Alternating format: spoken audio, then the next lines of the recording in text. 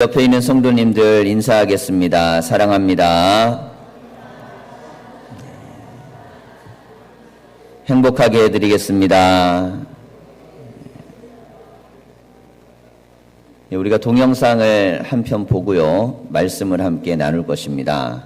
이게 우리가 2001년도에 있었던 이 참사 사건인데요, 그 내용을 우리가 좀 보고 그 내용 속에 담긴 또 신앙적인 메시지를 우리가 좀 발견해 보도록 하겠습니다.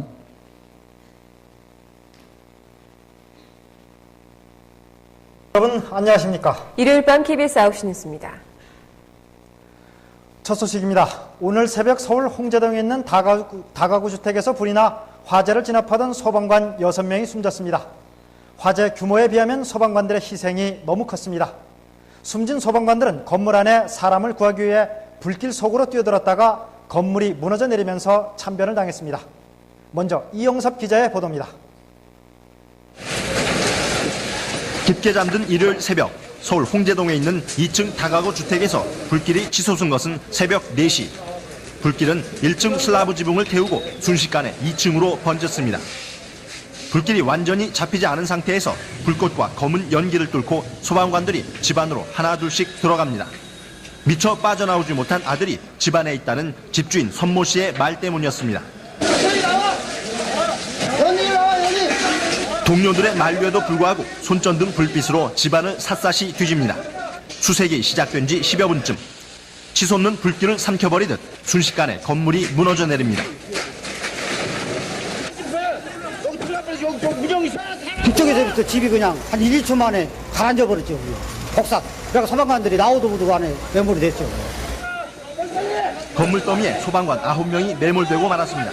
서울 서부소방서 소속 46살 박동규 소방장 등 6명은 매몰되거나 질식해 숨졌고 3명은 중태입니다.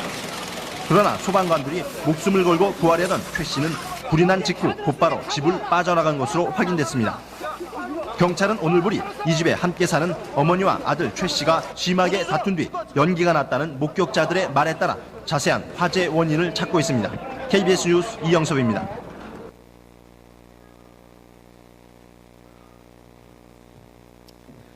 이 언론 보도가 또 기억에 나시는 분들도 있을 거고, 또 지나가는 뉴스로 잘 모르시는 분들 있을 수 있습니다. 이게 2001년 사건인데요.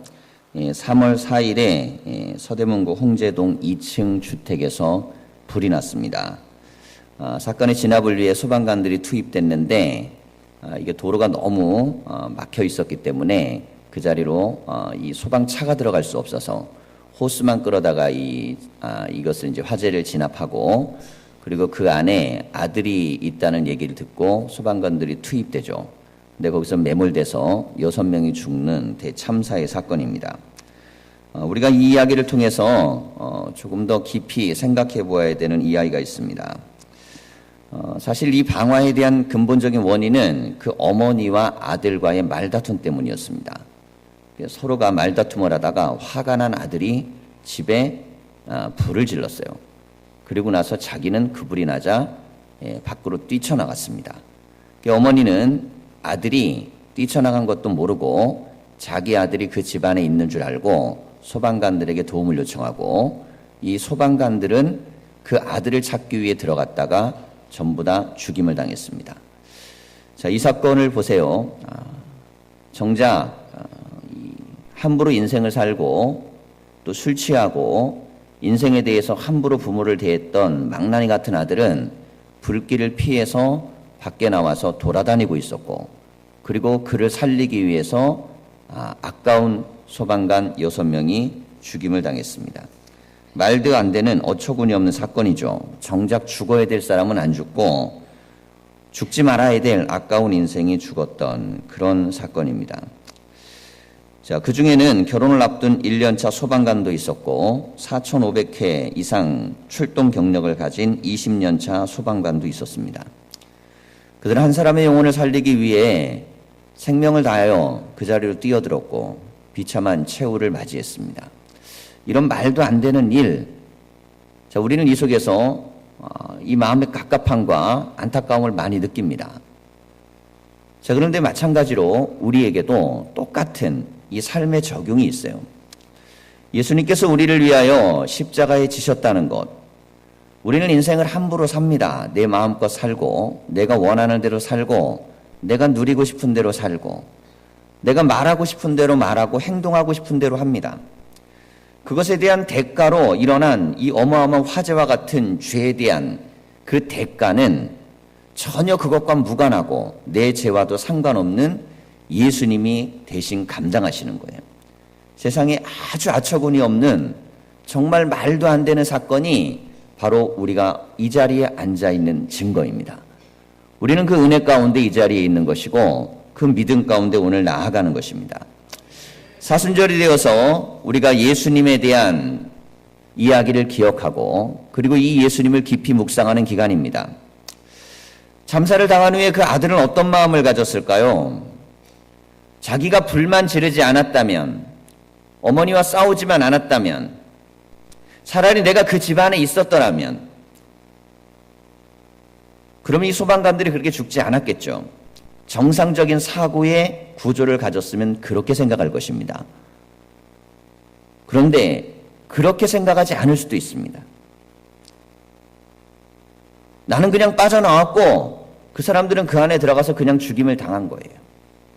세상에는 상식적이고 당연하게 생각되어져야 될 생각만이 존재하진 않습니다.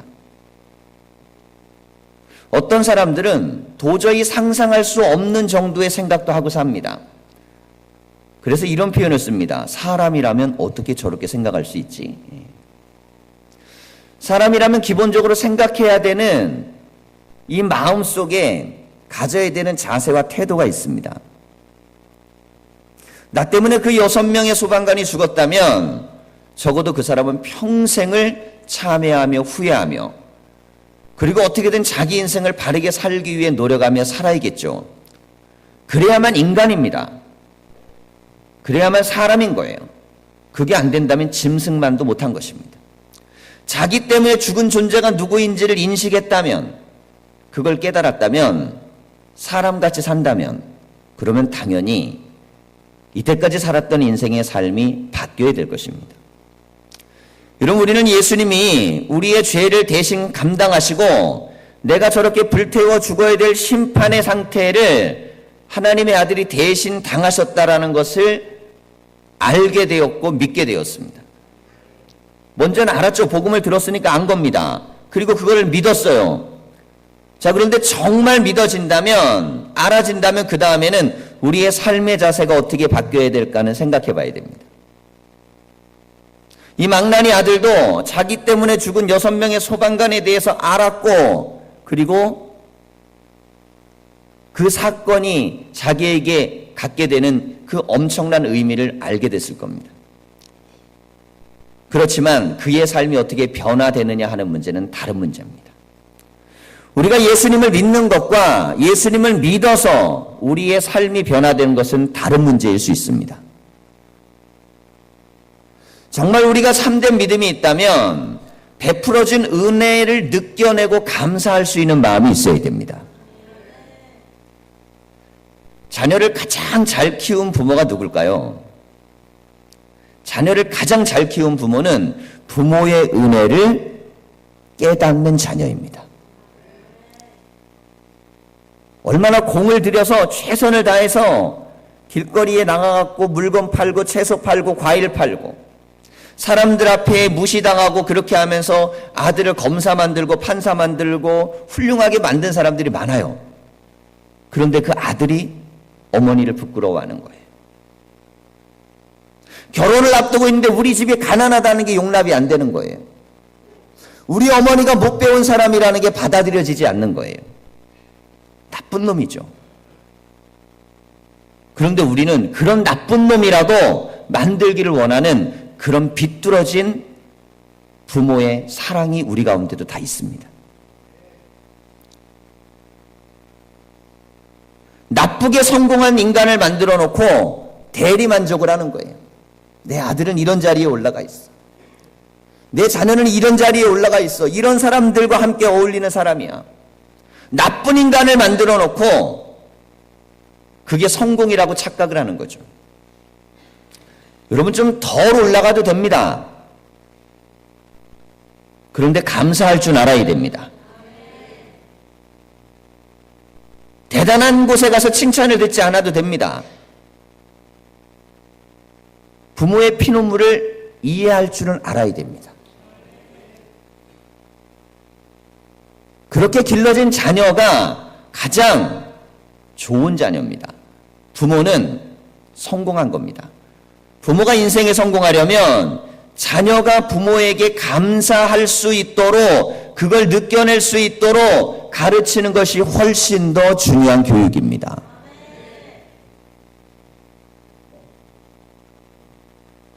우리가 하나님 앞에 나와서 이 사순절 기간 동안 십자가에 달리신 예수님을 더 깊이 묵상합니다. 나는 망나니처럼 인생을 사는데 그 죄값은 주님이 당하신 거예요. 내가 인생을 살아가면서 내 뜻대로 내가 원하는 대로 막 함부로 살면서 지었던 모든 죄값을 예수님께서 대신 감당하셨습니다. 그게 정말 믿어지고 그게 정말 느껴지고 그게 정말 사실이라면, 여러분 이게 사실이라면, 그게 정말 신앙이라면 그럼 우리 안에 뭔가 다른 현상이 나타나야 됩니다. 기독교의 본질은 십자가에 있습니다. 교회를 다니면 여러 가지 유익한 면이 많이 있습니다. 좋은 사람들도 많고 자녀들이 건강하고 바르게 자라날 수도 있고 또 교양도 쌓을 수 있고 나름대로 삶에 대한 어떤 규범이나 자리들을 이탈하지 않으면서 안정적인 삶을 살아갈 수 있고 그런 부수적인 좋은 효과들이 많아요. 그런데 가장 본질적인 것은 십자가의 은혜를 깨닫는 것입니다. 하나님이 나를 얼마나 사랑하셨는지를 깨닫는 것, 예수님이 나를 위하여 어떻게 참혹하게 죽으셨는지를 내가 믿어내는 것, 그리고 그 사건에서 불난 화재 현장에 뛰쳐나가 있는 망나니 아들이 바로 나 자신이라는 깨닫는 것이 믿음입니다. 우리는 인생을 주님이 희생당하게 해놓고 우리의 인생을 함부로 사는 죄인들입니다. 예배당 안에 모여있는 사람들은 반드시 거쳐야 된 신앙의 고백의 단계가 있습니다. 첫째는 내가 멸망을 향해 나아가고 있다는 것을 인식하는 단계예요. 자, 오늘 본문의 말씀을 보십시오. 하나님이 세상을 이처럼 사랑하사 독생자를 주셨으니 이는 저를 믿는 자마다 멸망치 않고, 인생의 모든 사람은 멸망을 향해 달려가는 것입니다. 이게 첫 번째 우리가 깨달아야 된 진리예요. 어느 누구도 여기에서 자유롭지 않습니다. 인생은 멸망을 향해 가는 것입니다. 죽음을 향해 가고 죽음 이후에는 우리에게 심판이 기다리고 있습니다. 어느 누구도 피할 수 없습니다. 그런데 인간의 이해는 모두가 일치하는 건 딱 하나는 있어요. 죽는다. 다 똑같죠? 죽는다는 걸 모르는 사람은 없습니다. 그건 다 동의합니다. 근데 죽음 이후에 심판이 있다는 건 동의하기가 어려워요. 여러분, 죽음으로 끝이 아닙니다. 죽음 이후에는 심판이 기다리고 있습니다. 차라리 죽음 이후에 아무것도 없으면 더 좋아요. 얼마나 좋습니까? 그냥 사라져버리고 분해돼버리고 없어져버리고. 그게 모든 사람에게 가장 좋은 상태일 수 있어요. 그런데 우리 육은 태어나서 성장하고 썩고 부패하고 사라지지만은 영은 소멸되는 존재가 아닙니다. 그런데 인간에게는 영이 있습니다.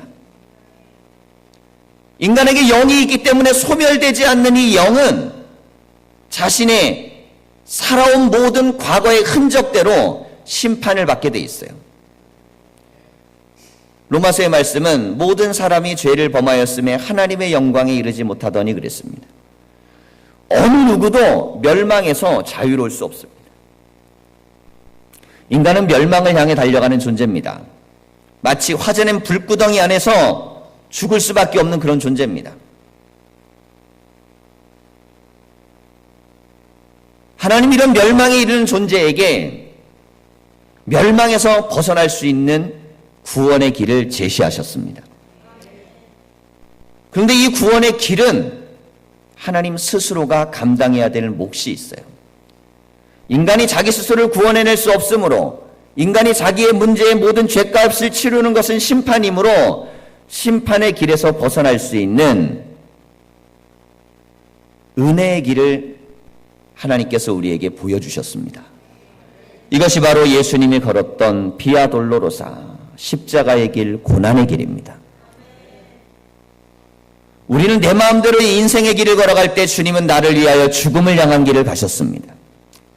우리는 내 뜻대로 내가 원하는 거에 집중하고 온통 세상적인 것, 온통 쾌락적인 것, 온통 내가 원하는 것들을 향해 나갈 때 주님은 내 영혼을 바라보셨어요. 나는 내 눈앞에 보이는 현실과 내가 살아있는 시간만을 위해 인생을 살았지만 하나님은 나의 죽음 이후에, 심판 이후에 내가 어떻게 살지에 대해서 생각하시고 나를 위하여 그분의 모든 것들을 내어주셨습니다. 그럼 우리가 예수님 앞에 나오고 믿음을 갖는다는 것은 이것이 내 안에 받아들여지고 믿어지고 은혜가 되는 것입니다. 신앙생활은요, 사람한테도 감사할 줄 아는 사람이 하나님한테도 감사할 줄 알고요, 사람한테 미안한 마음을 가진 사람이요, 하나님 앞에도 죄책감을 느낍니다. 그러므로 믿음이란 누군가의 관계에 대한 반응입니다. 오늘 우리가 주님 앞에 나와서 하나님이 정말 나를 어떻게 생각하는지에 대한 이야기를 함께 나누고 있습니다. 마르틴 루터는 요한복음 3장 16절을 축소된 복음이라고 불렀습니다. 글을 읽다가 참 좋은 해석이 있어서 그것을 그대로 한번 좀 옮겨봤습니다. 이 요한복음 3장 16절을 최고의, 오늘 설교의 제목이죠, 최고의라는 단어를 붙여서 이 말씀을 해석했어요. 먼저 하나님, 최고로 나를 사랑하는 존재라는 것이에요. 최고로 나를 사랑하는 분입니다. 여러분 평생을 살아가면서 수많은 이들을 만나고 수많은 사람과 살아가시겠지만 하나님이 나를 최고로 사랑하십니다. 하나님이 나를 최고로 사랑하세요. 자, 이 첫 단어, 나를 가장 사랑하시는 분이 세상을, 이 의미는 최고의 숫자를 표현합니다. 한 사람 한 사람 어느 누구도 포기하지 않고 모든 민족, 모든 족속 모두에게 하나님이 그 사랑을 보여주시는 겁니다. 그 사람 중에는 이 자리에 앉아있는 여러분 각자도 다 돼 있고, 하물며 지금 길거리에서 자기의 인생과 자기의 삶만을 추구하며 하나님과는 전혀 상관없이 사는 그 사람에게조차도 하나님의 사랑은 흘러가고 있습니다. 어느 누구에게도 어김없이 하나님은 세상 모든 존재를 사랑하세요. 그 안에 바로 내가 있습니다. 자, 우리가 전화통화를 하다 보면요, 다른 사람의 전화를 한꺼번에 받기가 어렵죠. 그럼 한 사람과 통화하면 그럼 다른 사람과의 전화는 걸려오다 끊쳐집니다. 내가 사용할 수 있는 범위만큼, 뭐 요즘은 여러 명이 이렇게 하는 방법도 있지만 어쨌든 그 범위만큼만 내가 대화할 수 있습니다. 그런데 지구상에요, 지금 적어도 20억 인구가 넘게 하나님 앞에 예배를 하고 있습니다. 시차의 차이가 있지만 20억이 넘는 사람들이 하나님 앞에 예배하고 기도합니다. 그런데 하나님은 1대1로 그들의 소리를 다 들어주세요. 각자의 예배를 받으시고 각자의 기도를 들으시고 각 사람의 마음을 받으십니다. 내가 이 자리에 앉아있지만 많은 사람들 중에 하나가 아니고 하나님에겐 오직 그 사람입니다. 오직 그 존재, 그 사람으로 우리 예배를 받으세요. 자, 사람이요, 어떤 한 사람에게 집중하면 다른 사람들에게 집중하기가 좀 어렵습니다. 여러 명이 대화를 해도요, 누군가와 깊은 대화를 하다 보면 다른 사람의 이야기는 귀로는 들리나 마음까지 전달되기가 쉽지가 않아요. 그런데 하나님은 우리 모두의 마음과 우리 모두의 생각을 들으시고 그 마음을 하나님 마음에 담아두십니다. 다 깊이 있게 들어주시고 소중하게 들어주시고 한마디도 놓치지 않습니다. 하물며 신음소리조차 놓치지 않아요. 자, 하나님은 그러신 분입니다. 하나님은 나의 모습 그대로, 있는 모습 그대로 그렇게 모든 민족과 열방을 선택하셨어요. 이처럼 사랑하사라는 말씀은 최고의 수준을 얘기합니다. 하나님이 우리를 사랑하는 수준은 세상이 나를 사랑하는 수준하고는 다릅니다. 하나님의 수준은 최고의 수준으로 우리를 사랑하세요. 자, 그 세계의 수준이 바로 독생자를 우리에게 주시는 수준입니다. 하나님이 우리를 얼마나 사랑하시는가? 하나밖에 없는 하나님 입장에서 가장 귀한 존재. 여러분 집에서 독자라고 해보십시오. 친가든 외가든요 왕처럼 떠받듭니다. 하나밖에 없기 때문에. 그만큼 존귀하고 귀한 존재란 뜻이죠. 하나님에게 독생자이신 예수님도 가장 존귀하고 소중한 존재입니다. 그런데 이 가장 높은 수준의 가장 존귀한 존재를 우리에게 주셨어요. 이것이 바로 하나님의 사랑입니다. 그리고 독생자를 이라는 표현은 최고의 선물을 이야기합니다. 우리에게는 하나님이 줄 수 있는 선물 중에 이거보다 큰 건 없어요. 자, 어떤 사람이 병을 낫게 해달라고 간절히 기도해서 병이 낫습니다. 엄청난 은혜를 받은 것이죠. 그런데 독생자를 주신 은혜가 더 큰 것입니다. 내가 뭔가 이루기 위한 목표를 갖고 하나님께 기도했더니 하나님이 그 길을 열어주셨어요. 하나님이 주신 선물입니다. 그런데 독생자를 주신 것이 훨씬 큰 것입니다. 우리가 하나님 앞에 구하는 어떤 것도 독생자를 주신 것보다 큰 걸 받을 수는 없습니다. 그러므로 우리는 이미 하나님에게 가장 위대한 선물을 받은 것입니다. 하나님 우리에게 이미 줄 걸 다 주셨어요. 다 주셨고 나머지는 구하는 걸 또 주시는 거예요. 이처럼 최고의 것들을 우리에게 주시고 최고의 행동을 우리에게 보여주셨습니다. 그리고 누구든지라는 표현이 있습니다. 누구든지란 최고의 초청입니다. 어느 누구도 빠짐없이 누구든지 올 수 있도록 주님에게 나아올 수 있도록 초청해 주시는 것입니다. 사람은 초청의 대상자를 가리지만 하나님의 구원에는 배제의 대상이 없습니다. 누구든지 주의 이름을 부르는 자는 구원을 얻을 수 있습니다. 내 생각에는 안 돼요, 저 사람은. 안 됐으면 좋겠어요. 하지만 하나님의 생각에는 누구든지, 어느 누구든지 하나님의 자녀와 구원을 받고 멸망을 피하여 영생을 얻기를 원하십니다. 저를 믿는 자마다 라는 표현은 최고의 단순함입니다. 멸망받을 백성이 구원을 얻어야 하는데 이게 복잡하거나 어렵거나 힘들다면 그렇다면 구원받지 못하고 소외된 사람들이 생기겠죠. 누구든지 구원받으려면 누구나에게 쉬운 것이어야 됩니다. 제가 요즘 지혜에 대한 말씀을 드리는데요. 지식은 쉬운 걸 굉장히 어렵게 만들어 놓은 것이고 지혜는 굉장히 어려운 걸 쉽고 단순하게 만든 구조로 되어 있습니다. 그래서 지식은요, 암기해갖고 외우는 게 굉장히 어려워요. 그 중에 뭐 95%는 쓸모없고 쓰지도 않는 것도 엄청나게 많습니다. 근데 지혜는 단순하고 쉬운데 반면에 선택하기가 쉽지 않습니다. 하나님 앞에 예배자가 되라, 지혜의 말씀입니다. 선택하기가 쉽지 않습니다. 깨어서 기도해라, 단순하고 쉽죠. 선택하기가 쉽지 않습니다. 하나님이 기뻐하시는 삶을 살아라, 얼마나 쉽습니까? 근데 선택하기가 쉽지 않습니다.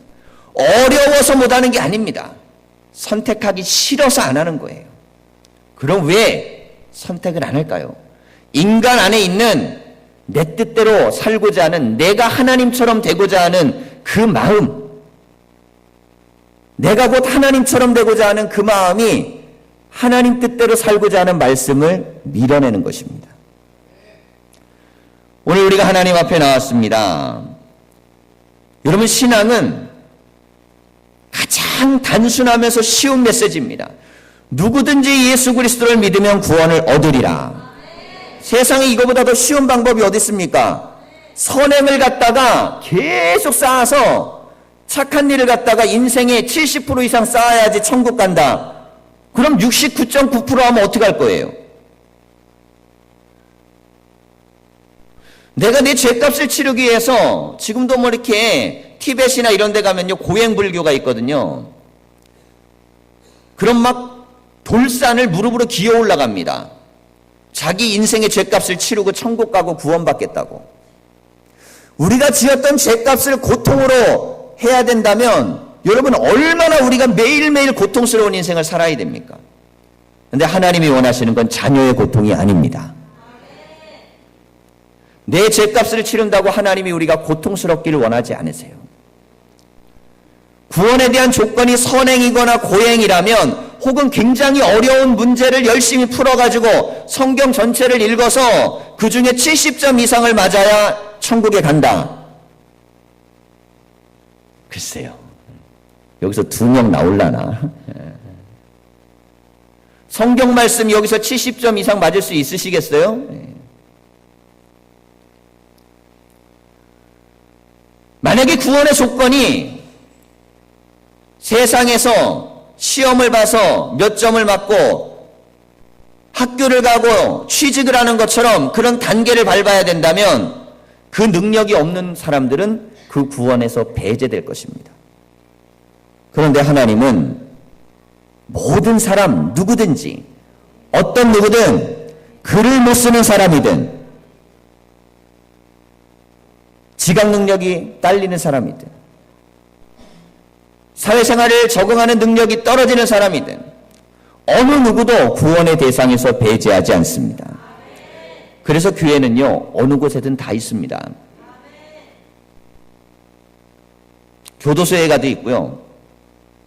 특별한 지적 장애나 신체적 장애가 있는 사회생활을 할 수 없는 그런 분들 속에도 교회는 있습니다. 삶의 밑바닥, 다른 사람들이 가고 싶어하지 않는 곳, 미치지 않는 곳에 그곳에 교회는 가 있습니다. 복음은 가 있습니다. 그 이유는 예수님이 누구든지 다 구원하기를 원하시기 때문이에요. 가장 단순함, 야 그렇다면 천국 못 갈 사람이 어디 있어? 믿기만 하면 구원받으면. 그렇죠. 못 갈 사람이 아무도 없습니다. 그런데 선택하지 않는 것뿐이에요.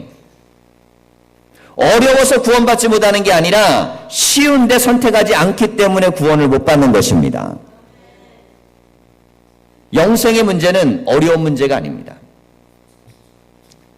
멸망하지 않고 이것은 최고의 해방을 뜻합니다.